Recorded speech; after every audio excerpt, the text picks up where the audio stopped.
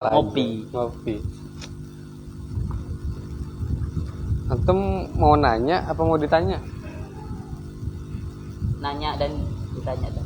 Tapi ditanya jangan berat-berat. Maksudnya pendapat aja tadi. Oke. Pendapat aja. Jadi antum yang buka ya. Antum yang buka. Paham ya? Ya. Antum buka, nanti antum mau tanya-tanya atau mau gimana gitu ya. Sudah? Mulai? Mau bahas apa? Terserah, antum mau tanya apa aja, nanti kita bahas. Baik. Masalah apa ya?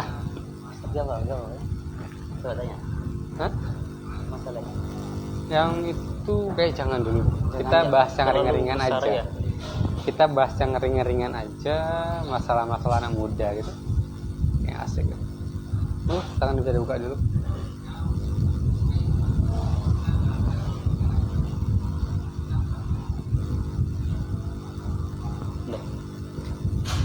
Bismillahirrahmanirrahim. Assalamualaikum warahmatullahi wabarakatuh. Waalaikumsalam warahmatullahi wabarakatuh. Alhamdulillahirrabbilalamin. Wassalatu wassalamu ala asrofil anbiya'i wal mursalin Sayyidina Muhammadin wa ala alihi washabihi ajma'in amma ba'du. Alhamdulillah, kita di sini masih diberi nikmat sehat, nikmat iman dan nikmat Islam, sehingga kita dapat berkumpul dan bermuajahah kami dengan teman-teman sahabat Majelis Gaul yang insya Allah dirahmati Allah Subhanahu Wa Taala. Amin. Salawat serta salam selalu kita curah limpahkan kepada junjungan kita, uswah kita, Nabi Muhammad Sallallahu Alaihi Wasallam. Allahumma sholli alaihi. Juga salawat serta salam tak luput kita curahkan kepada keluarga beliau, sahabat beliau, tabi'in dan tabi'in dan para salafus sholih beserta para ulama yang senantiasa membimbing kita berada di jalan yang Allah ridhoi. Amin. Nah, pada malam ini kita ngopi bersama tim Majelis Gaul bareng-bareng malam mingguan ya. Banyak sekali nih audiensnya ini. Tepuk tangan dulu, coba. Masya Allah. Rame kita. Malam minggu rame-rame, jangan keluyuran yang nggak jelas ya. Masya Allah. Apalagi lihat konser-konser yang lintas agama. Waduh, kok mulai repet ini? Nah, malam ini kita bersama Mas Bintang dan saya Ahyadi. Kita akan membahas yang ringan-ringan aja ya. Jangan yang berat-berat. Soalnya kita gak akan kuat nih. Iya. Cukup Ahi Catur dan Mas Robi aja. kita cari aman aja ya. Nah, cari aman. Kita bersembunyi di balik layar sebenarnya. Kita sekarang mungkin bahas yang kekinian aja mungkin ya. Anak-anak muda yang biasanya sukanya kan galau. Anak-anak muda yang apa ya? Yang lemah generasi sekarang ini ya. Mungkin masih ini apa namanya? Gimana? Bingung untuk mencari jodoh yang seperti apa gitu. Nah, mereka yang sibuk dengan sibuk mencari tapi lupa mempersiapkan diri kayak gitu. Nah, siap. Apalagi zaman sekarang kan problematika itu semakin ini enggak stabil. Jadi ya, problem anak muda sekarang itu juga dipengaruhi oleh lingkungan yang notabene dari zaman ke zaman itu mulai rusak. Apalagi kan pernah dijelaskan para ulama juga kan, semakin ke akhir zaman maka umat-umat kita makin hancur, umat Rasulullah.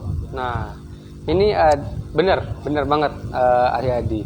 Jadi saya kemarin itu melihat sebuah video yang ada di YouTube. Nah, videonya ini menurut saya bagus. Jadi di awal video itu ada suku pedalaman, dua orang suku pedalaman yang dua orang ini merebut seekor rusa dari sekawanan citah. Bisa membayangkan, ada dua orang suku pedalaman merebut rusa yang sudah dibunuh oleh citah seperti itu, dan mereka hanya menggunakan sebatang kayu. Bisa antum bayangkan, nggak pakai tamengnya Captain America, nggak pakai bajunya Iron Man, mereka hanya pakai panah ya. kalau di Sekarang Papua itu mungkin kayak koteka gitu ya. Jadi mereka hanya seperti itu dan bermodalkan kayu, mereka mampu mengusir citah. Nah, dari video itu si orang ini mengatakan bahwa sejatinya manusia itu adalah puncak tertinggi predator. Itu adalah manusia, kata dia ya. Kemudian sejatinya seorang pria itu adalah monster. Hanya saja karena kebebasan berpendapat yang terlalu bebas, akhirnya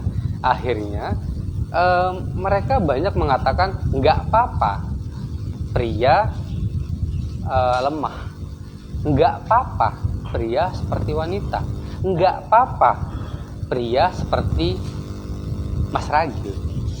Tahu kan yang mana? Ya. Pasti tahu. Tapi kan ini kan katanya kesetaraan gender ya. Nah, akhirnya apa? Akhirnya karena kebebasan berpendapat yang terlalu bebas itu, mereka mengamini hal tersebut. Belum lagi yang antum sampaikan tadi, kesetaraan gender. Akhirnya hal tersebut menjadi bias. Hal tersebut diamini dan akhirnya mereka tidak lagi menjadi monster bahasanya gitu ya. Akhirnya mereka menjadi generasi yang lemah. Antum bisa tahu para sahabat itu masih muda-muda. Pada awal-awal perang itu mereka masih muda-muda. Betapa banyak seperti halnya Muhammad Al-Fatih, umur 21 tahun. Muhammad Al-Fatih sudah bisa memimpin pasukan yang luar biasa. Di zaman sekarang para pria-pria umur 17-20 mereka goyang TikTok. Mereka hanya sibuk mencari wanita 1, 2, 3 dan mereka lemah gemulai. Aduh, antum bisa bayangkan. Belum lagi mereka menjadi oplas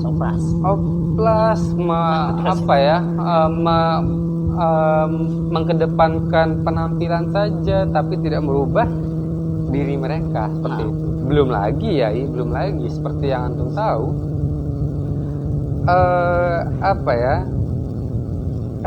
ada yang namanya sekarang itu dikatakan generasi, intinya ya seperti itulah.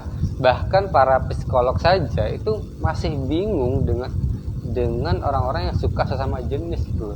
Kok bisa seperti itu. Nah, itu seperti itu. Jadi mereka hanya sibuk untuk yaitu tidak mengedepankan perubahan diri. Nah, Mbak. Gini, berarti kan padahal di dalam Islam sendiri kalau mengutip hadisnya Rasul itu bahwasanya Allah itu mencintai orang-orang muslim, orang-orang mukmin yang kuat. Nah, meskipun orang-orang yang kuat daripada orang-orang yang lemah. Meskipun kedua-duanya itu ada kebaikan di antaranya. Nah, tapi kan yang lebih utama yang ini, yang kuat. Makanya untuk kita semua itu kalau masalah cewek, terus masalah pekerjaan, masalah pangkat atau segala macamnya jangan terlalu risau lah ya, jangan terlalu dibawa pikiran lah. Soalnya kan kita kuat, kita masih bisa berusaha untuk mencari yang terbaik bagi kita dan terbaik bagi kita gitu. Nah, jadi sambungan dari video tadi yang seperti antum sampaikan juga, bahwa sejatinya manusia itu laki-laki itu harus menjadi monster. Mereka harus kuat bahasanya ya, karena apabila ayahnya sudah tiada, ya otomatis tanggung jawab ibunya, menjaga ibunya, menjaga saudara perempuannya, menjaga istrinya, itu adalah tanggung jawab dia sebagai laki-laki. Dan seperti yang disampaikan lagi tadi, bahwa Islam menyukai laki-laki atau mukmin yang kuat. Nah, seperti halnya kalau yang disunahkan itu adalah olahraga berpanah, berenang, dan berkuda. Oh, jadi Nah, satu lagi bergulat. bergulat juga. Saya pengetahuannya sih ya, 3 ini ya. Iya, iya. Nah, setelah pengetahuannya 3 ini. Antum tahu bahwa 3 olahraga ini adalah olahraga yang paling bagus untuk badan. Seperti itu.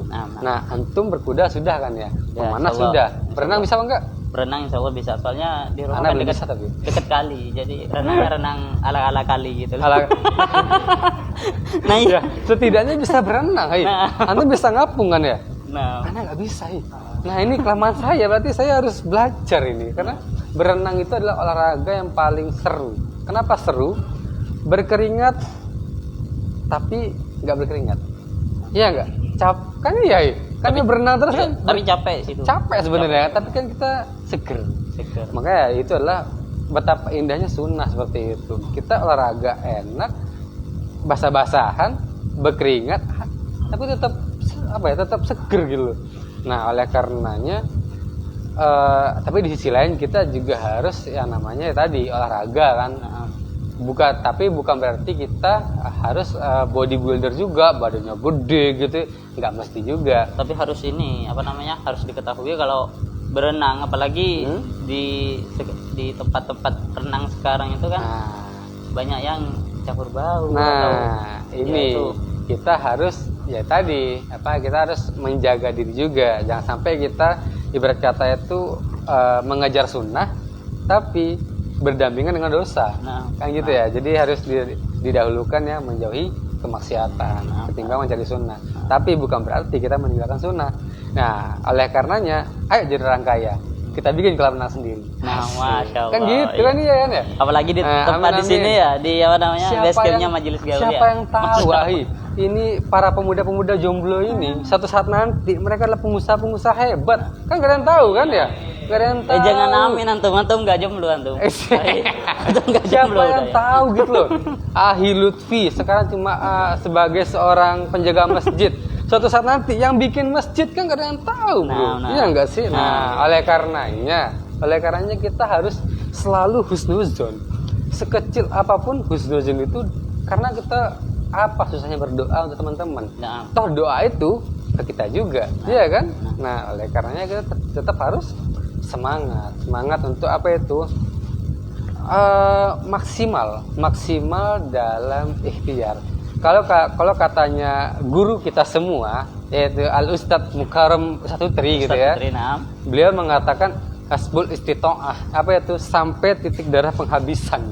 Pokoknya maksimal. Masih ada jalan, tempuh terus. Kalau dihalangi hindar. Nah, itu caranya. Kalau nggak bisa ditembus pakai palu, ya miring aja. Ya gitu. Pokoknya yang penting tujuannya tetap sampai. Nah. Walaupun kadang-kadang dimarahin sama kiri kanan, bismillah lah gitu. Yang penting tidak tawakal. Nah, ini yakin gitu ya. Nah, oleh karenanya ya gitu. Jadi kita harus tetap. Insya Allah nggak kualat kok. Jadi tetap kita itu harus yang namanya maksimal. Dan juga sambung yang sampaikan tadi. Terkadang kan manusia itu terlalu sibuk mencari rezeki, terlalu sibuk mencari jodoh dunia. Padahal yang namanya jodoh, rezeki, ajal, dunia itu sudah Allah jamin. Iya enggak sih? Itu sudah Allah jamin semua loh. Allah sudah jamin kalau kita sudah sampai ajalnya, berarti rezekinya sudah habis. Kalau kita belum mati, belum sampai ajalnya, ya otomatis rezekinya pasti ada. Jadi ya udah, ikhtiar tetap maksimal. Ikhtiar tetap maksimal, kerja tetap kerja keras. Tapi tujuannya bukan cuma hanya mencari dunia, karena dunia sudah ditanggung. Tujuannya tetap apa? Kita disuruh Allah SWT dalam firman-Nya ibadah. Ibadah. Apakah kita harus sholat terus nggak kerja? Ya enggak juga. Nah, ya sholat tetap jalan, kerja ya niatkan untuk ibadah. Kayak gitu kan. Contohnya antum kerja keras, nabung untuk nikah. Nanti kalau sudah nikah, Ya untuk istri, untuk anak kayak gitu kan ya. Nah, teman-teman yang ada di sini contohnya lagi kerja ya untuk diri mereka sendiri dulu. Nah. Atau mungkin untuk orang tuanya kayak gitu kan. Kita nggak tahu. Nah, oleh karenanya kita tetap ikhtiar, tetap khususan kepada Allah dan tetap berusaha. Nah, Oke. Masya Allah. Seruput dulu kayaknya. Wah, masih panas ya? Jangan. Masih hangat. Oh, Masih, panas. masih Masya panas. Allah. Ngopi. Ini acara ada ngopi. kopinya loh ya, bukan Ada cuma kopinya. gelas kosong ini. Juga ada gorengan, masih OTW gorengannya. Masih OTW. Masya Allah. Jadi Iya. Jadi nah, di pamflet itu bukan bukan pemanis itu ya, itu beneran itu. beneran ada Beneran ya. ada, Masya Allah. Jadi kayak gitu ay. Jadi kadang kita itu sebagai seorang manusia itu terlalu takut, terlalu banyak takutnya, terlalu anak zaman sekarang tuh terlalu overthinking, Nah, terlalu banyak mikirnya. Ini nanti gimana ya, ini nanti gimana ya, nanti gimana ya. Padahal kan sejatinya kita ya sudah, kita ibadah. Dan yang terpenting adalah ada satu amalan, ada satu amalan yang amalan ini tidak diberikan kepada umat-umat dari nabi-nabi terdahulu. Dari Nabi Adam sampai Nabi Isa, amalan ini hanya diberikan kepada umatnya Nabi Muhammad. Apa itu? Antum tahu? Dakwah. nah, Umatnya Nabi Adam sampai umatnya Nabi Isa itu mereka hanya cukup mengikuti para nabi, surga. Selesai kholas, mereka cukup mengikuti para nabi, mereka cukup bertauhid, surga. Selesai masalahnya. Nah, kita umatnya Nabi Muhammad sallallahu alaihi wasallam, Allahumma shalli alaihi. diberikan satu amalan, diberikan satu kegiatan, yang kegiatan ini setara dengan para nabi dan rasul. Iya kan? Dakwah. Makanya saat kita berdakwah, saat kita menyampaikan sebuah kebaikan, menyeru kepada kebaikan, hatta sekecil apapun, dan itu mereka ikutin dan itu menjadi wasilah datangnya dakwah, kita akan jauh lebih tinggi ketimbang umat-umat Nabi terdahulu. Seperti itu. Makanya kita bersyukur. Hanya saja kalau umat-umat Nabi terdahulu mereka kufur, mereka dibinasakan, selesai kayak gitu kan. Nah, hanya saja umat-umatnya Nabi Muhammad itu Allah tunda azabnya. Allah tunda azabnya sampai nanti di akhirat seperti itu. Jadi mereka dapat azabnya nanti. Nah, bersyukurlah kepada manusia, kepada Allah Subhanahu wa taala, bersyukurlah kepada Allah Subhanahu wa taala yang apabila azabnya disegerakan. Seperti apa azabnya yang disegerakan? Diberi rasa sakit. Nah, diberi sakit, diberi kemiskinan mungkin, diuji dengan anaknya yang tiba-tiba meninggal. Banyak kesakitan rasa sakit yang Allah berikan itu bisa saja itu adalah azab yang disegerakan. Anggapannya masalah di kehidupan kita itu adalah teguran dari Allah Subhanahu wa taala. Nah, ada salah satu hukum dalam Islam. Contohnya hukum potong tangan, hukum rajam, hukum cambuk. Itu menurut hak asasi kemanusiaan zalim enggak? Kalau di sistem sekarang mungkin zalim lah. Zalim kan? Zalim. Enggak berkeprimanusiaan gitu kan ya. Nah, mereka sangat-sangat jahat gitu ya. Nah, cuma mencuri aja potong tangan gitu kan ya. Padahal mereka nggak tahu ini tata caranya. Ya, gitu. Karena gini. Karena mereka melihatnya dari sisi duniawi ya. Mereka melihatnya dari sisi duniawi.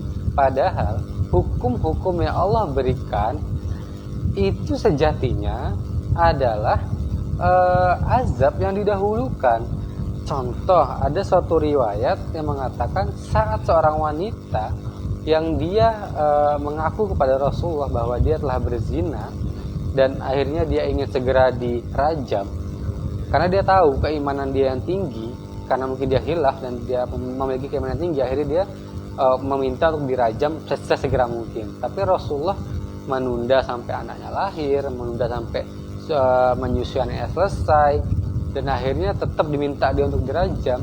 Kemudian si wanita ini dirajam oleh Rasulullah sampai meninggal, dan darahnya ini terpercik kepada salah seorang sahabat, dan sahabatnya merasa jijik karena kan ini adalah darah pezina gitu ya. Nah, tapi Rasulullah mengatakan seperti ini. Kata Rasulullah, wahai Ana lupa redaksinya itu berapa saat? Intinya adalah bahwa wahai apa? Ya, itu kalau nggak salah ini kan redaksinya, si wanita ini sudah bisa memberikan syafaat kepada sekian orang kan ya. Nah, seperti itu. Jadi mereka itu si wanita ini yang dirajam tadi sudah bisa memberikan syafaat ke beberapa orang. Kenapa? Karena Allah sudah mengampuni dia, Allah sudah ridho kepadanya. Oleh karenanya hukum tadi itu untuk mendapatkan keridhoannya Allah, seperti itu. Bahkan mereka seorang wanita itu dapat ini ya, dapat pahala dakwah. Soalnya mereka dia itu berani untuk dirajam karena berzina. Nah, jadi kan bisa dijadiin contoh bagi orang-orang yang melihatnya di situ. Nah, seperti itu. Jadi oleh karenanya kita itu terkadang sebagai manusia kita seakan-akan kita tuh berperan sebagai Tuhan. Nah. Maksudnya gimana? Kita seakan-akan sok tahu gitu loh. Nah. Kita sok tahu, bahkan Allah sudah mengatakan seperti ini. Tapi karena kita merasa cerdas, kita merasa tahu segala-galanya, akhirnya apa? Buat hukum sendiri. Kita akhirnya buat keinginan sendiri. Contohnya kayak yang kita lihat beberapa waktu yang lalu, ada beberapa orang sholatnya sudah jarang-jarang. Kamu sudah tahu kan? Ya, yang pas Syawal kemarin. Terus juga sholatnya jarang-jarang, sambil duduk, ada kursinya. Ini akhirnya kan menimbulkan hal baru di agama, campur baur lagi. Ini kan juga ada orang Kristen di sana di tengah-tengah itu. Nah, dan yang terbaru azannya itu kayak orasi, membelakangi kiblat lah, kan nggak masuk akal gitu loh. Itu sudah jelas sebuah kesesatan. Padahal juga ditanya mazhabnya maaf gitu. Ya. Jadi mereka tuh sangat-sangat tidak. Nah, hal-hal semacam ini banyak. Nah, hal semacam ini banyak sekali di masyarakat kita. Kemudian apakah mereka salah? Ya salah. Nah, tapi lebih salah orang-orang yang tidak mendakwahkan sesuatu yang benar. Yang diam aja lah anggapannya ya. Kayak gitu. Nah, ini apaan dipotong dulu. Nanti teman-teman yang hadir siapkan satu pertanyaan. Karena kan ini kan ngopi, jadi kita bahas bareng. Soalnya kan sekarang itu banyak yang viral-viral tuh di dalam Jember maupun di luar Jember. Wah, masya Allah. Apalagi di internasional kan. Kita pemikirannya itu luas gitu kan. Biar kelihatan. Oh, anak majelis gaul itu pintar-pintar ternyata gitu ya. jadi mungkin akhwat-akhwat yang lihat di live nggak salah pilih kalau milih anak-anak majelis gaul. Begitu ya. Juga di live juga kalau misalnya ada pertanyaan bisa langsung bertanya ya. Siap. Jadi kita bahas apa lagi nih? Intinya sih gini teman-teman semua. Sekalian nih memberikan sedikit pemahaman dari apa yang saya ketahui gitu ya. Kita membahas masalah yang tadi yang di awal tadi ya. Sejatinya kan kita ini adalah seorang laki-laki, seorang pria yang nantinya akan menjadi kepala rumah tangga gitu ya. Nah, siapa sih laki-laki yang nggak pengen nikah gitu kan ya, kecuali ya kayak gitulah ya. Jadi teman-teman semua pasti sang laki-laki itu punya namanya gorzanau, dan mereka pasti ingin menikah, memiliki pasangan seperti itu ya. Nah, hanya saja teman-teman semua, kita terkadang terlalu sibuk mencari seseorang yang ideal menurut kita. Kenapa? Padahal orang-orang zaman dahulu itu saat mereka dijodohkan oleh orang tuanya, mereka ya udah nerima aja. Kenapa? Tidak ada perbandingan. Kenapa? Mereka tidak punya sosial media. Yang mereka tahu ya udah ini sudah. Nah, zaman sekarang ada yang namanya sosial media. Mereka akhirnya bisa mendang-mending. Mereka membandingkan, mendang-mending gitu ya, mending ini, mending itu gitu ya. Iya. Akhirnya mereka bisa membanding-bandingkan. Mereka mencari kriteria yang terbaik dari yang terbaik. Tapi mereka lupa untuk mempersiapkan diri menerima hal yang setara. Nah, kan dalam Islam itu menjelaskan bahwa jodoh itu adalah cerminan diri, teman-teman semua. Jadi kalau antum merasa jadi ada sebuah video gitu ya di Instagram bilang gini. Video ada seorang cowok menginginkan jodoh seperti Bunda Khadijah. Yang luar biasa yang luar biasa baik, luar biasa sempurna, bahkan Rasulullah sangat mencintai beliau. Tapi apakah engkau sama seperti halnya Rasulullah? Kan gitu pertanyaannya ya. Jangan-jangan engkau mengharapkan seperti Asiyah, karena engkau adalah Firaun. Nah gitu teman-teman. Jadi jodoh itu adalah cerminan diri, seperti itu. Jadi kita sebagai manusia, kalau misalnya ada yang nanya, kan jodoh itu cerminan diri kita gitu. Ya. Terus Fir'aun sama Aisyah kan enggak gitu. Nah, Gimana itu? Ayo.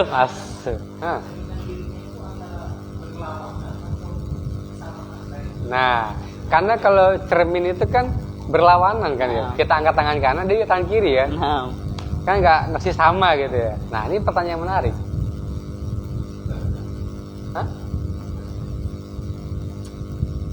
Kita lanjut dulu aja. Ya apa Sat? Kenapa? Coba cek linknya lagi. Saya ngomong capek ini soalnya. Oke, jadi teman-teman semua, pertanyaan menarik. Pertama, adik-adik dulu ya. Kenapa kalau antum mengatakan bahwa jodoh itu cerminan diri? Bagaimana dengan Asiyah gitu ya? Bagaimana dengan Asiyah yang jodohnya adalah Fir'aun? Nah, masa itu cerminan? Nah, masuk. Atau seperti halnya Nabi Nuh dengan Ummu Kan'an gitu ya, yang istrinya durhaka, atau Nabi Lut seperti itu. Itu bagaimana gitu? Apakah itu cerminan diri gitu ya? Gini teman-teman semuanya. Memang jodoh itu adalah cerminan diri. Nah, namun cerminan diri maksud di sini itu adalah bukan berarti jodoh kita itu memang bahasanya ya. Jadi jodoh itu kan adalah termasuk dari rezeki. Jadi itu adalah bagian dari rezeki.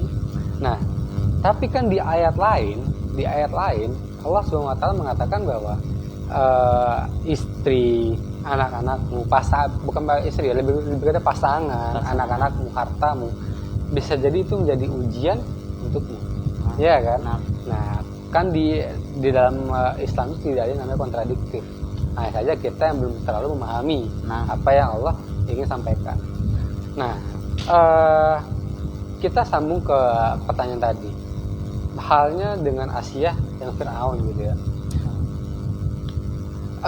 Jadi Fir'aun bagi Asiyah itu adalah termasuk ayat yang tadi, cobaan.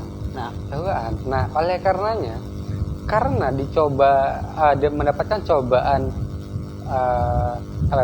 cobaan yang Asiyah tersebut bersuamikan Fir'aun, itu adalah cobaannya yang akhirnya mengangkat derajat Asiyah menjadi salah satu dari 4 wanita yang kuburannya wangi banget, yang makamnya wangi banget seperti itu, yang menjadi satu dari 4 wanita yang Allah puji. Nah, Siapa aja 4 itu?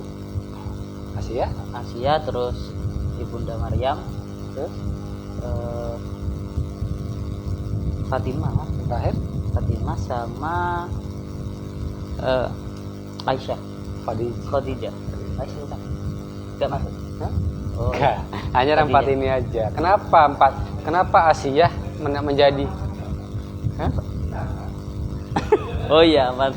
Jangan atau Sabar. atuh. Jadi kenapa Eh. Asia menjadi wanita yang luar biasa? Karena Asia diuji dengan Firaun. Nah, Kenapa Maryam menjadi wanita yang sangat luar biasa? Karena diuji tidak punya suami. tapi Bukan. punya keturunan. Akhirnya kan mendapatkan ujian luar biasa. Kenapa Fatimah menjadi wanita yang luar biasa pula? Antum tahu bagaimana rumah tangganya Ali dan Fatimah? Nah, Kalau antum mulai dari 0, Fatimah itu bisa jadi mulai dari minus. Nah. Minusnya banyak gitu. Jadi benar-benar susah banget. Nah, Sangat-sangat susah banget. Itulah ujiannya Ali dan Fatimah. Dan yang keempat, Bunda Khadijah. Kenapa Bunda Khadijah menjadi wanita yang luar biasa? Kalau antum nggak tahu, kebacet. Nah. Kenapa? Karena ya seperti antum tahu, saya kalau mendengar ceritanya Bunda Khadijah nggak pernah nggak nangis. Kenapa? Bahkan beliau mengatakan, ya Rasulullah, apabila harta yang aku miliki tidak belum cukup untuk mendukung dakwahmu wahai Rasulullah, apabila kau gali kuburanku dan tulang-tulangku masih bisa engkau jual untuk dakwah ini. Masya Allah. Aduh, Masya Allah, Anda bisa membayangin nih, di mana cari cewek kayak gini? Nah, kalau sekarang itu kan gini, apa? Kalau misalnya mati duluan, kamu apa suami? Suami mesti kan. kalau ibu-ibu gitu kalau ditanyain. Nah, tapi kebanyakan survei membuktikan itu, bahkan di Turki. Survei membuktikan. Survei bener. membuktikan. Nah, tapi kalau bener pria, ditanya, kamu dulu apa istrimu dulu? Mesti mending saya dulu. Makanya kan kebanyakan orang-orang janda, kenapa? Karena suaminya mati duluan. Ya karena itu dah. Istrinya itu ikhlas. Nah seperti itu, Ai. Jadi bisa membayangkan kan. Nah oleh karenanya 4 wanita ini adalah contoh yang sempurna bagi wanita zaman sekarang. Nah, Siapa dari 4 wanita ini yang bisa mencontoh mereka ini luar biasa.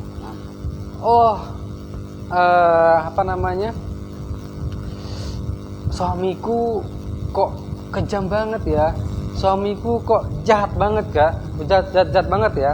Kalau ada cewek tanya gitu ke saya gitu ya, tak jawab gini, apakah suamimu lebih mengerikan ketimbang Firaun? Nah, kalau belum, bersabarlah karena Asia contoh teladan terbaik. nah, Kemudian ya kalau ada yang bilang Rasulullah hidupnya miskin banget, hidupnya ngelandeh banget, nggak punya apa-apa, apakah hidupmu lebih menderita ketimbang Fatimah dan Ali? Kalau masih belum, sabar aja, masih ada yang lebih sengsara kok ya. Yang ketiga, apabila kamu telah menjaga dirimu, menjaga kesucianmu, tiba-tiba Allah uji yang na'udzubillah min zalik, tiba-tiba ada yang berbuat dolim kepadamu dan akhirnya engkau hamil. fitnah lah anggapannya. Nah, engkau hamil, kemudian melahirkan anak dan kamu bersabar atas itu, ya Bunda Maryam adalah contoh terbaik seperti itu kan. Ya bukan berarti anak jadi Yesus nanti, bukan. Tapi ini apa namanya, kayaknya nggak bakal kalau bahaya. nggak bakal gitu kayaknya kalau zaman sekarang ini ya. Jadi gimana itu? Soalnya Dibuang anginnya gitu ya? angin masuk. Ada Masuk kemarin- angin gitu iya, ya? masuk angin dia. Ada yang kayak kemarin itu Iya, ada karena masuk angin hamil kan enggak. yang lebih ngeri lagi tuh ada kemarin, ini bisa dibilang emas ya, tapi pamer 14 minggu. Ini maksudnya tahu kan siapa? Kalau nggak tahu berarti nanti masih suci semua nih kayaknya. Jadi ada mas yang ganti gender, kemudian pamer sama kekasihnya di Instagram, pamer perutnya gitu ya, sudah 14 minggu nih ya. 14 minggu tuh isinya apa kan gitu ya. Ini isinya apa gitu ya. Kan enggak masuk akal ya. Nah, dan yang terakhir, apabila teman-teman semua, nah ini yang mungkin adalah bisa contoh yang paling luar biasa, teman-teman atau mbak-mbak nih punya suami seorang pengemban dakwah yang kerjanya dakwah kesana kemari dan dengan semua ridho kepada mereka, kepada suami, dan bahkan mendukung 100% suaminya untuk berdakwah. Bukan berarti suami yang tiba-tiba pergi nggak ada kabar gitu ya, ninggalin alasannya dakwah padahal nikah lagi gitu. Padahal main game. Nah, jangan, bukan itu, tapi mereka makanya benar-benar istiqomah dalam dakwanya seperti para ulama terdahulu yang benar-benar berdakwah seperti itu, dan mereka ridho untuk hal itu, bahkan mendukung 100% suami untuk berdakwah. Ingatlah, Bunda Khadijah adalah contoh terbaik. Nah, oleh karenanya teman-teman semua, Tapi untuk menjadi empat ada ini juga apa namanya? Kan kalau orang suamiku tukang dakwah, terus alim dan segala macamnya, terus dia mengajak dirinya juga alim, pengemban dakwah. Tapi jangan jangan senang dulu, karena ada ujian yang akan berlanjut. Apa itu? Suaminya akan menjadi Nabi Ibrahim. Istrinya 2.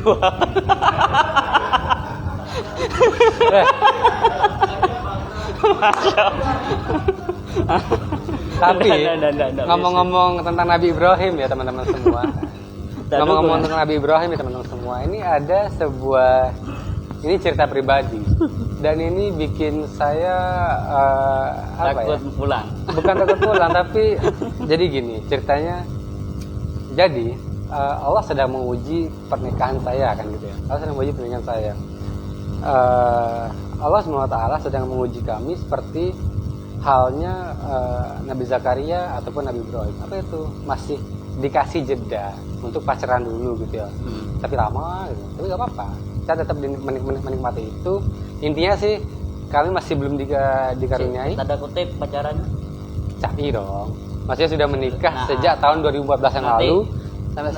Ditunda pacaran dulu gak apa-apa kata. Wah, bisa minta gitu kan. Bukan. Maksudnya pacaran syar'i gitu teman-teman semuanya. Jadi setelah saya menikah, setelah saya menikah, saya masih lama belum diberikan amanah oleh Allah SWT. Nah, satu ketika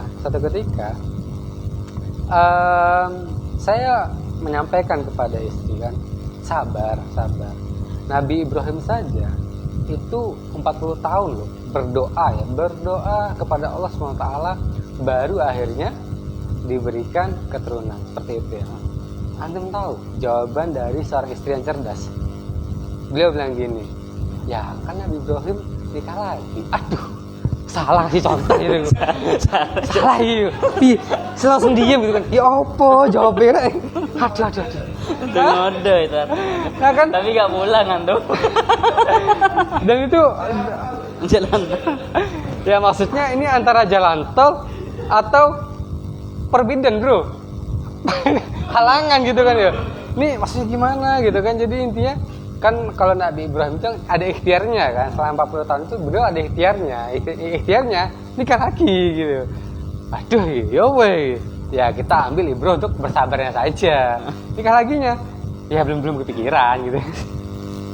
Jadi intinya adalah teman-teman semua tetap ikhtiar, tetap bersabar, dan tetap berdoa gitu. Toh juga belum memiliki keturunan itu tidak dihisab oleh Allah SWT. Iya kan? Yang dihisab adalah apabila kita tidak sabar untuk hal tersebut. Ada seorang ikhwan contohnya yang sudah berusaha kesana kemari, CV sana CV sini gitu ya. Tapi ternyata belum diterima, belum jodoh. Nah, hal inilah yang Allah uji, apakah sanggup bertahan dengan proses ikhtiar mati Kenapa? Nah, proses ikhtiar yang apakah tetap sesuai dengan syara, tetap sesuai dengan syariat. Betapa banyak orang yang akhirnya nggak siap, terus pergi kemana? Pergi ke orang pintar, ambil foto, baca-baca, didukuni, gitu kan? Atau ada orang yang nggak sabar memiliki keturunan, akhirnya apa? Ya sama, pergi ke orang pintar, minta wangsit sana wangsit sini, jatuhnya nanti malah syirik, dan Allah musyrik. itu pasti. Nah, yang kita khawatirkan adalah sudahlah kita musyrik, kemudian Allah ijabah, Allah izinkan mereka memiliki keturunan dari jalan itu. Nah, berarti kan mendapatkan keturunan dari jalan yang tidak Allah ridhoi, gitu kan? Nah, intinya adalah kita tetap ikhtiar, kita tetap bersabar dan tetap berdoa kepada Allah dan senantiasa menjaga ikhtiar kita sesuai dengan syariat. Nah, itu yang penting lagi. Di sini nih pasti banyak yang udah siap nikah ya. Coba yang siap nikah di base camp ini siapa ini? Yang siap nikah? Yang siap nikah tapi masih belum apa? Oh, saya ini masih belum waktunya untuk nikah karena finansial dan segala macamnya. Kan ada pasti kan ya? Ada yang pengen segera nikah tapi masih bisa diberi kesabaran dengan tidak pacaran dan atau apa segala macamnya kan. Nah, jangan khawatir, itu dicatat sebagai jihad. Nah, jika kalian mati dengan keadaan seperti itu, jomblo tapi pengen nikah, gak punya apa-apa gitu, tapi bersabar, tidak melanggar syariat, wah syahid itu. Masya Allah. Masya Allah. Insya Allah. Jadi gini teman-teman semua, jadi kita itu sebagai seorang laki-laki itu ya, kalau ada yang tanya gitu ya, apakah, kan pertanyaannya Rasulullah menyampaikan dalam hadisnya beliau, dalam hadis menyampaikan bahwa kapan sih seorang laki-laki itu siap nikah, gitu kan ya? Rasulullah menyampaikan saat ba'ah. Ba'ah itu? Apa itu ba'ah? Saat seorang laki-laki sudah akhil baligh. Apa itu akhil baligh? Saat laki-laki sudah itulah pokoknya. Intinya sudah bisa membuahi seorang wanita itu sudah berarti mereka sudah siap untuk menikah. Jadi sudah mimpi bahasanya itu, mereka sudah siap untuk menikah. Hanya saja zaman sekarang ini para laki-lakinya ini saat mereka sudah akhir baligh, mereka hanya baligh, belum akil. Apa itu belum sudah baligh, belum akil? Mereka hanya sudah baligh. Baligh itu apa? Baligh itu ya tadi sudah mimpi sebagai laki-laki gitu ya, sudah mimpi. Nah, kemudian otomatis mereka sudah dewasa, bisa dikatakan mereka sudah dewasa. Lalu mereka telat untuk dinamakan akil. Apa itu akil? Akil itu adalah saat laki-laki sudah paham bahwa dirinya sudah paham bahwa dirinya terbebani hukum, seperti itu. Jadi ini disco. Asik gitu. Insyaallah. Jadi saat akil itu adalah laki-laki sudah paham bahwa laki-laki itu terbebani hukum, seperti itu, dan mereka sudah paham dan pemikiran mereka sudah dewasa. Nah, anak-anak pada zamannya ulama, pada zamannya sahabat, saat mereka akil baligh, mereka benar-benar akil baligh. Pemikiran mereka sudah utuh bahasanya, mereka sudah utuh, mereka sudah siap menjadi seorang suami, mereka sudah jelas tujuan hidupnya apa gitu ya. Nah, sedangkan pada zaman sekarang yang kita tahu anak-anak zaman sekarang ya seperti yang antum juga bisa lihat ya gitu kan, bagaimana mereka di umur yang sudah baligh, mereka baru belajar sekelas SMP paling, ataupun SD gitu ya. Nah, apakah pendidikan kita salah? Bukan salah ya, hanya saja kita itu sudah terkontaminasi dengan pendidikan-pendidikan yang bukan dari Islam seperti Nah, itu. bahkan kalau dulu itu umur 17 bahkan itu udah jadi panglima perang gitu. Kebanyakan para sahabat kan umurnya masih ini baru akil balik lah katanya gitu. Kalau sekarang kan masih nunggu 20 tahun ke atas baru bisa diistilahkan oh ini siap nikah gitu. Nah, Kan begitu. jadi ya benar. Jadi kita harus mulai sekarang. Memang tidak ada kata telat kayak gitu ya. Nah, buat teman-teman yang ada di sini, buat sahabat-sahabat majelis gaul yang online seperti itu ya, nggak ada kata telat teman-teman semuanya. Tidak ada kata telat.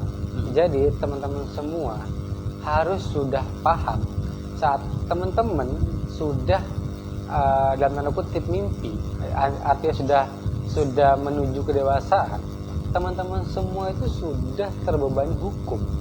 Jadi belajarlah teman-teman semua, belajarlah bagaimana menjadi seorang laki-laki, apa sih tugasnya laki-laki, bagaimana pelajari hukum-hukum Islam, dan banyak hal. Pelajari tentang agama, pahami itu juga tentang kehidupan seperti itu. Oleh karenanya apa ya, setidaknya pelajari apa yang menjadi landasan hukum teman-teman semuanya untuk berbuat sesuatu. Nah, Dan juga pahami bahwa dirinya itu sekarang sudah menjadi seorang laki-laki, sudah menjadi seorang pria.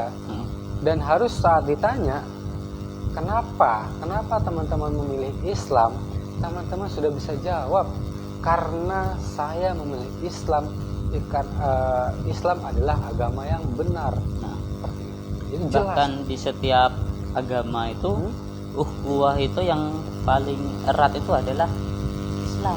Jadi kita jangan khawatir memilih Islam, soalnya jika kita Islam pakai salam pun dimanapun kita berada nanti dirangkul sama saudara-saudara muslim kita gitu. Soalnya ini ada seorang pendeta itu ya, pernah lihat di postingan seorang pendeta itu jalan ke mana gitu, ada sebuah gereja. Nah, beliau itu safar lah intinya, safar, dan di situ ada gereja, dan beliau itu yang pendeta itu pengen nginep bermalam di gereja itu. Tapi apa yang terjadi?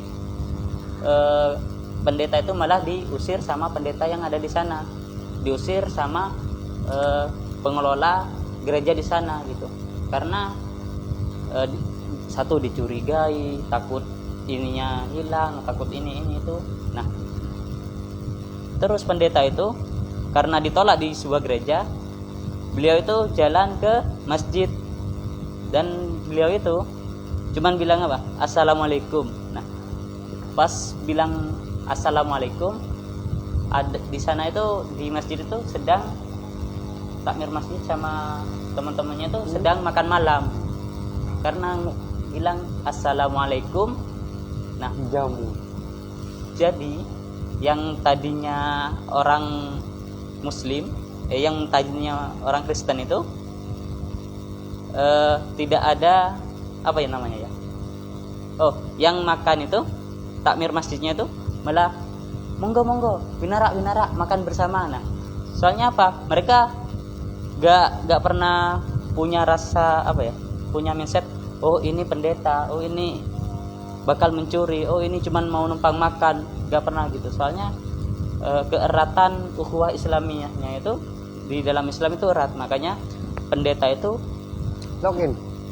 bercerita kepada orang-orang yang ada di gerejanya itu bahwa seorang muslim adalah saudara muslim yang lain, dan itu terbukti nyata gitu. Nah, jadi teman-teman, pelajaran yang kita dapat di video ini, nah itu video itu pendetanya sendiri yang ngomong.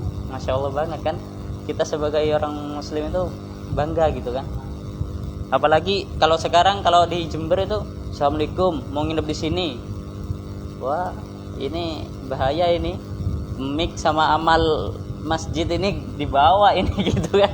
Itu tergantung ininya juga ya, tergantung mindset apa takmir masjidnya, terus remasnya. Nah kayak Ahilufi ini kalau anak mau nginep sana itu monggo ini nggak kasih makan gitu biar kelihatan ukhuwah Islamiyahnya itu ya. Modus yang tadi biar makan gratis gitu. Nah intinya jangan berprasangka buruk bagi orang muslim.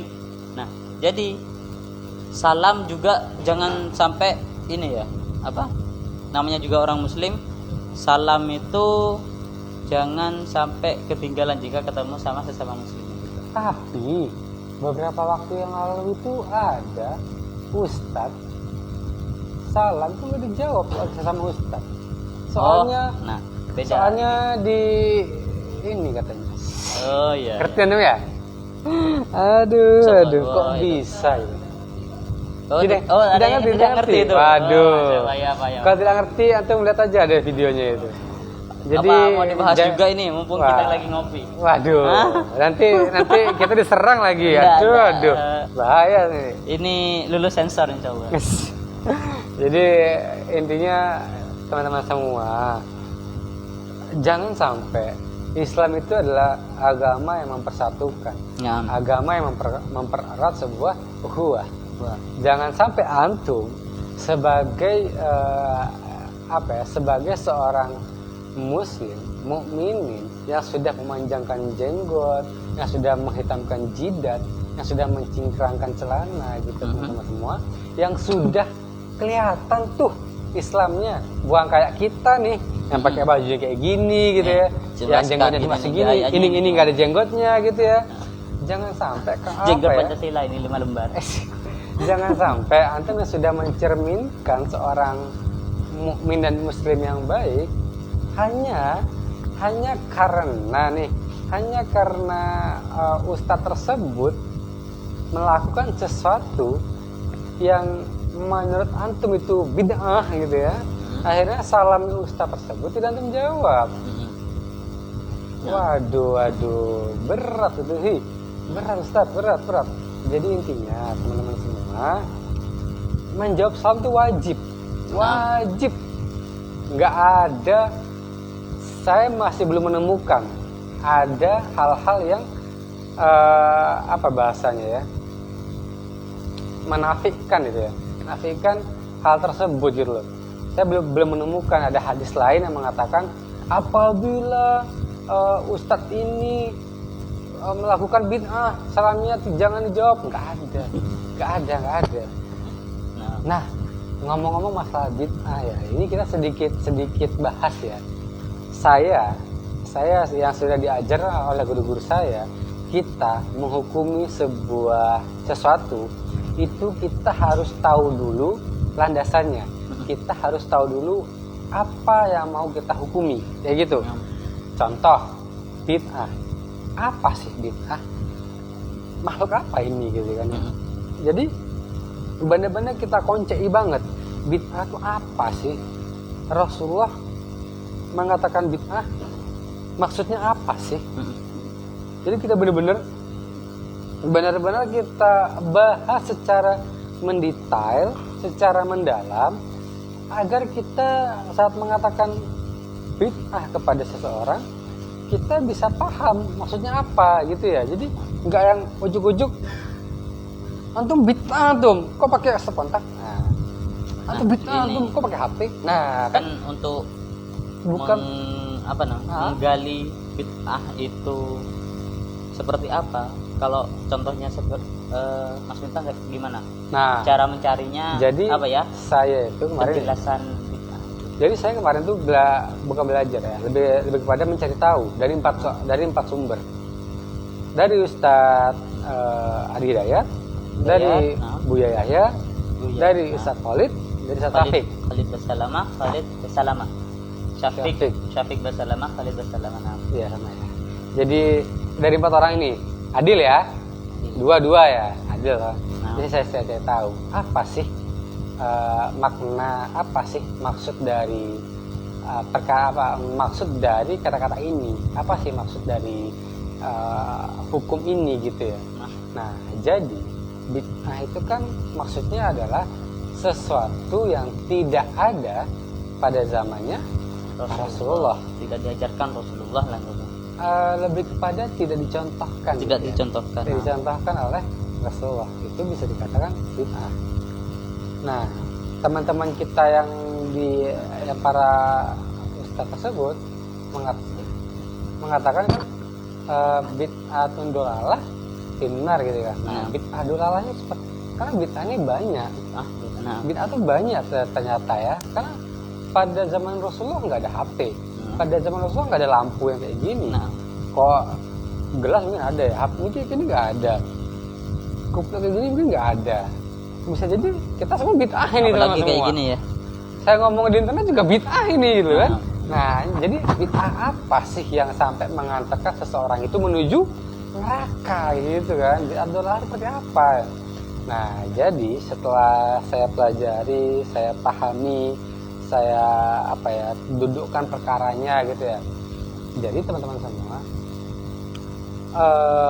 bid'ah yang dimaksudkan oleh Rasulullah yang sampai bid'ah dolalah itu adalah bid'ah yang terkait ibadah.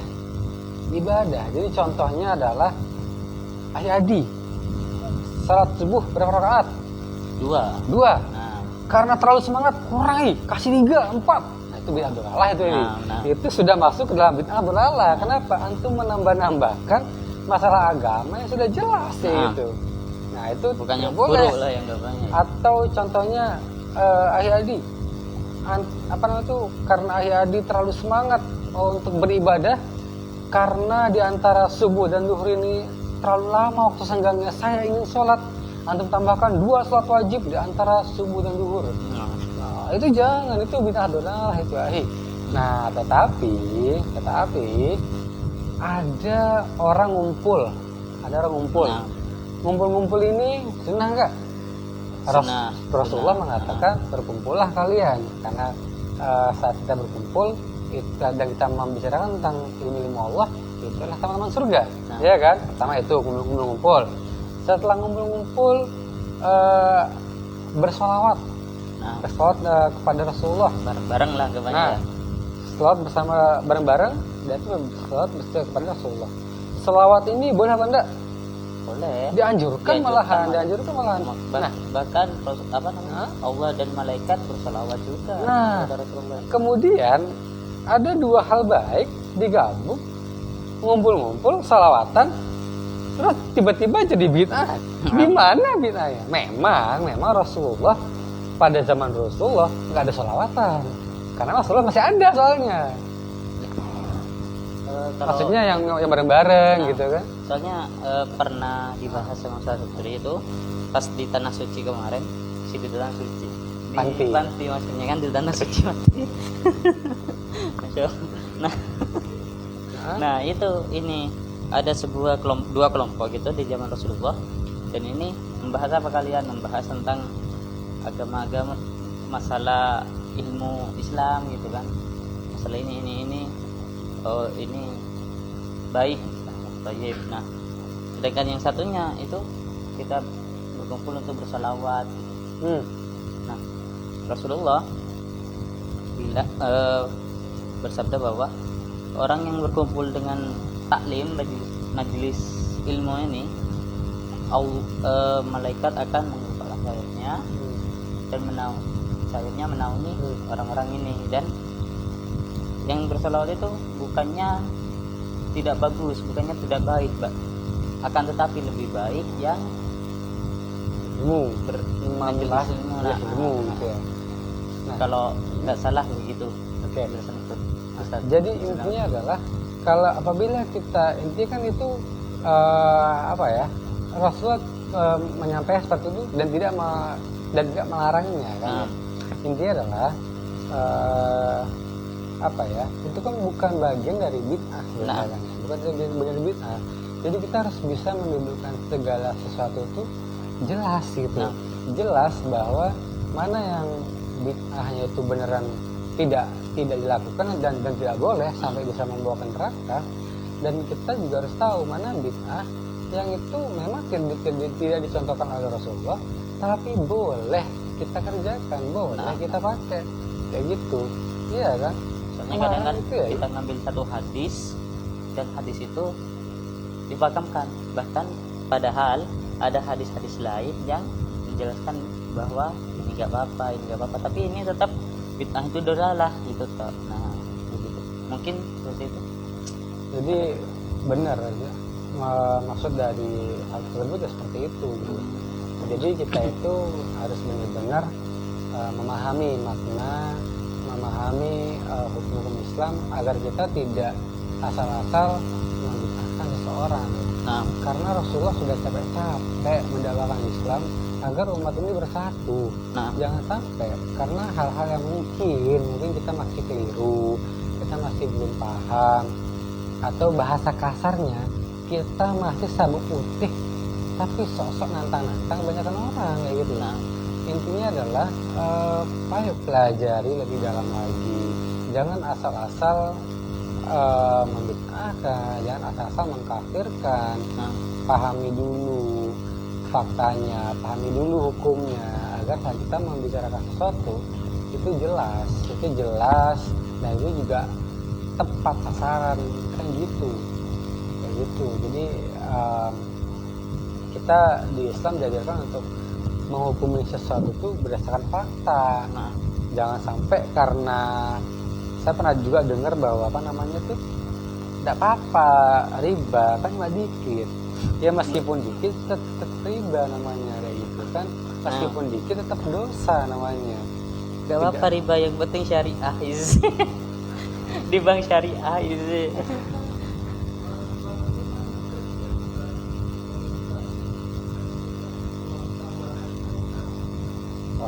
Oh iya, Jadi memang masalah manusia itu 1001 cara untuk ngeles gitu ya, iya, nyari aja, nyari celah gitu ya, nyari celah cuma kerja gitu ya.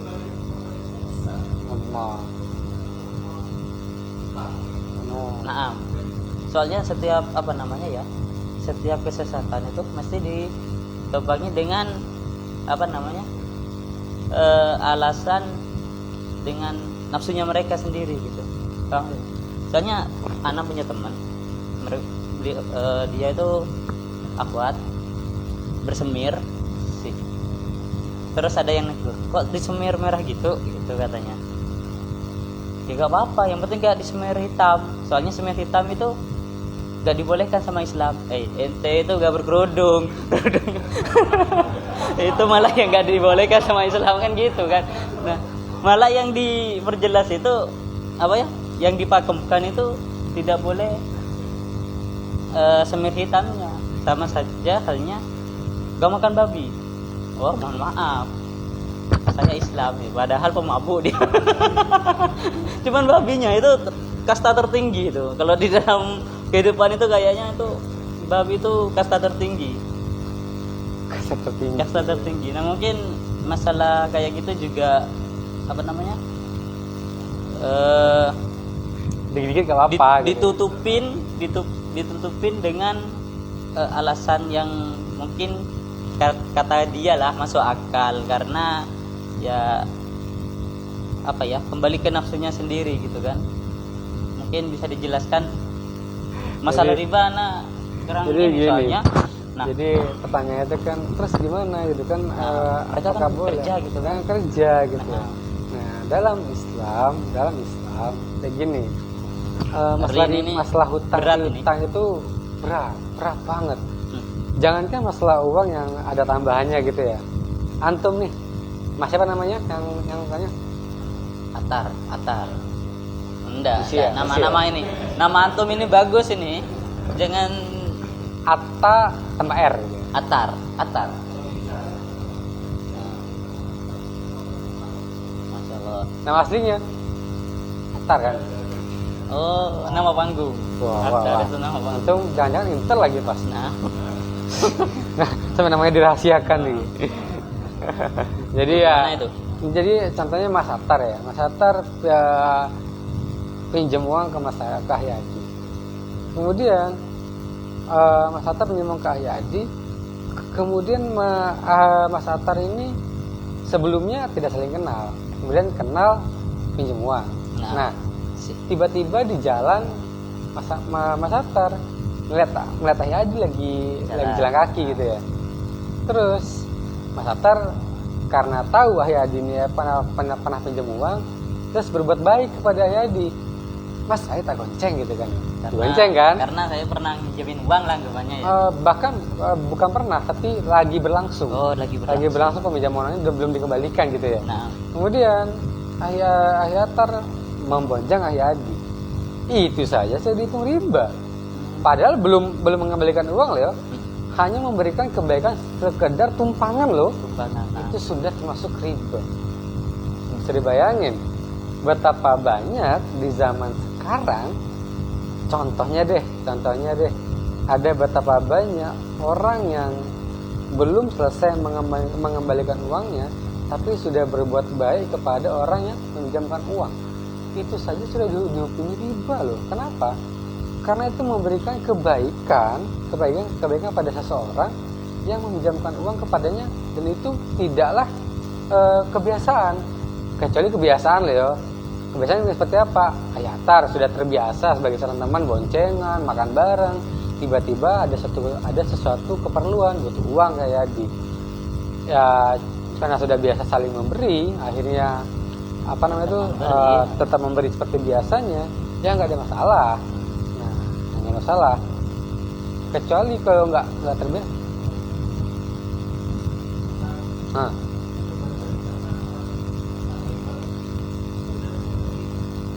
Kalau masih ada embel-embel hutangnya, itu juga termasuk.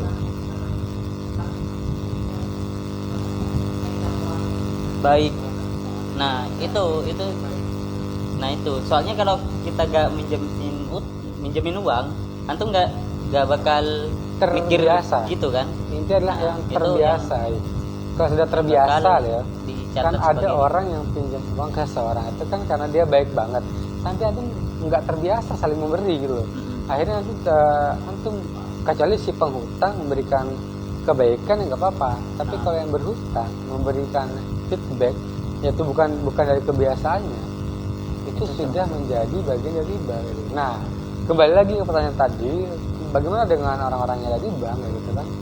Bagaimana dengan orang yang di bank? Nah, masalah riba itu yang minjemin, yang meminjam, yang menjadi saksi, yang mencatat, yang menjaga sekalipun, itu kena semua gitu. Nah, sedangkan kita kan harus menghukumi faktanya ya. Ada fulan ke bank, dia kesana buat apa? Naruh uang kan ya. Dia kesana untuk meletakkan uangnya senilai sekian, anggapan 100.000 atau 100 juta gitu. Wah, dia apa satu? Wah, udah 10 sudah. Wah, ini kita ini terakhir terus ya. Ini yang menit. Wah. Jadi lanjut tadi ya. Dia naruh uang senilai 100 juta kayak gitu, 100 juta. Akotnya dia naruh uang buat apa? Untuk ini kan ya, untuk menyimpan uangnya kan. Untuk menyimpan uangnya kan ya. Menyimpan uangnya di sana gitu ya. Oke. Kemudian uang ini sama bank diapain? Dikelola kan. Padahal akadnya dia ngapain? Hanya naruh untuk disimpan kan ya, disimpan. Tabungan tuh. Tapi sama bank diputer, ya kan, dipakai dan akhirnya setelah dipakai, karena uang ini karena akadnya di awal ini sudah salah, karena awalnya buat disimpan, dia ditabung, tapi sama banknya malah diputer. Tiba-tiba dikasih apa? Karena tadi dananya sudah dipakai, ada keuntungan. Orang ini yang awalnya pengen nabung aja, tapi dikasih kelebihan, ya kan? Akadnya jadi nggak jelas gitu. Awalnya awalnya naruh untuk disimpan, malahan untuk dipinjamkan. Iya kan, jadi malah akadnya malah jadi akad meminjam gitu ya. Iya toh? Kalau nah dari sana diberikan kelebihan. Nah kelebihan ini jadi riba nantinya. Terus bagaimana kalau bekerja? Yang sejauh ini yang masih jelas gitu ya, ada namanya biaya admin kayak gitu. Contohnya saya naruh uang sekian, mas ini nanti ada biaya adminnya 15.000 senilai lah. sekian gitu, itu enggak apa-apa, itu biaya admin itu boleh. Jadi kita taruh uang, saya titip uang ke sini, oh ya mas nanti setiap bulannya kami potong sekian ya untuk gaji kami selaku merawat menjaga uang anda. Ya udah itu boleh dan Yang penting aku jelas gitu ya. dan itu nanti dikembalikan senilai sama. Nah, sama ada bukan sama, dikembalikan sesuai dengan dia potongan admin kayak gitu. Dan uang tersebut bentuknya juga sama seharusnya kayak gitu. Kalau yang ditarik itu angkanya itu 123, saya dikembalikan ke orangnya lagi ya 123 lagi angkanya. Jadi intinya setidaknya nominalnya sama lah gitu. Jadi sama dalam arti itu sudah dipotong admin gitu ya. Contohnya saya nabung 100.000, adminnya 1.000 gitu ya. Nanti pas mau ngambil lagi cuma 1 bulan, jadi adminnya 1.000 kembali ke dia 99.000. Itu boleh. Jadi intinya tidak akunnya jelas, uangnya tidak dipakai untuk lain sebagai macam hal. Jadi fokus tujuannya hanya untuk nabung. Kalaupun mau pinjam meminjam, itu akunnya nanti beda lagi. Sirkah namanya kayak gitu. Atau kalau peminjam ya dikembalikan juga sama. Kalau orang ini minjam 100, baliknya 100. Nggak boleh kurang, nggak boleh lebih. Kalau pengen ada lebihnya, ya sirkah namanya. Kerjasama. Ini beda lagi nanti. Sebenarnya dalam Islam itu banyak kok. Banyak banget. Dan itu memudahkan. Islam itu sempurna. Islam itu sangat-sangat sempurna dalam segala kehidupan. Aspek kehidupan itu ada semuanya. Ada kok. Hanya saja mau atau tidak kita mengerjakannya. Kayak gitu teman-teman. Jadi di sini jelas ya. Yang ini apa namanya? Kan yang bekerja itu terus gajinya itu halal apa haram kan gitu kan mungkin pertanyaannya kan. Nah, itu mungkin gini sih. Apa namanya? Kalau di setiap perbuatan itu kan mesti yang kena itu satu yang apa namanya? Yang melakukan riba. Itu kan satu kan yang melakukan riba. Yang kedua itu mungkin saksinya. Saksi. Nah, kalau yang saksi ini kan kayak misal di admin itu tahu kalau bank ini bergelut di bidang riba gitu, dan gajiku itu ngambil dari hasil ini gitu. Itu kan udah jelas hasilnya itu dari mana. Nah, kalau udah jelas hasilnya dari mana, berarti itu termasuk bisa kita bisa bandingin halal apa haramnya nantinya. Mungkin begitu. Jadi emang Paham? nah, ya, jadi kalau untuk sementara ini ya pengetahuan saya masih belum ada lembaga perbankan yang Tidak riba. tidak ada, belum ada. Bahkan sekelasnya syariah pun itu ya masih ada masalah di dalamnya seperti itu. Cuma berat yang pernah saya dengar ya, perbankan syariah itu kayak ada seekor itulah pokoknya dilabeli halal ya kayak gitu ya, padahal ya esensinya tetap anggapannya ada seekor babi yang ditempelin halal aja sih. menghalalkan yang haram. Ya cuma labelnya aja yang halal, isinya tetap sama aja gitu. Bahkan dosanya itu lebih biasanya ya kalau gitu. Soalnya kan menghalalkan yang haram. Ya bisa dikatakan seperti itulah ya. Nah. Jadi intinya dalamnya tetap sama, cuma dibungkus dengan halal kayak gitu. Sebenarnya sih isinya sama aja gitu. Belum ada yang 100% jelas. Sejauh yang saya tahu loh ya, saya masih belum tahu yang lain. Mungkin antum kalau mau kerja itu mending cari yang lain gitu aja dulu ya. Investasi seperti apa? seperti Korek.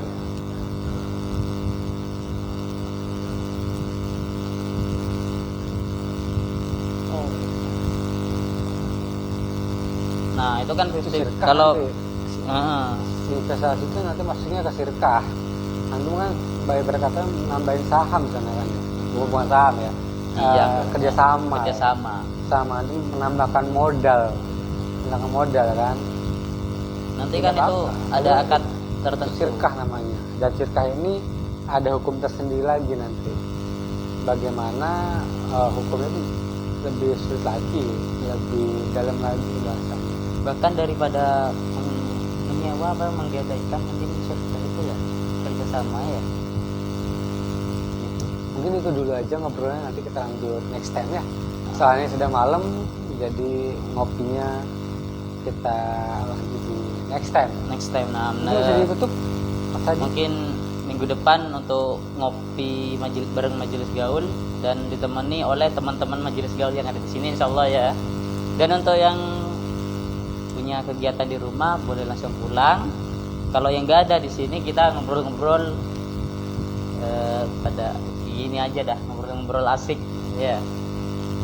Nah, itu yang bisa kami sampaikan, dan jika ada kekeliruan itu murni dari kami selaku al-fakir, dan jika ada perkataan yang mungkin benar di dalam tanggapannya teman-teman itu semata-mata dari Allah Subhanahu wa taala. Soalnya kita tidak ada apa-apa, bukan siapa-siapa tanpa adanya Allah Subhanahu wa taala.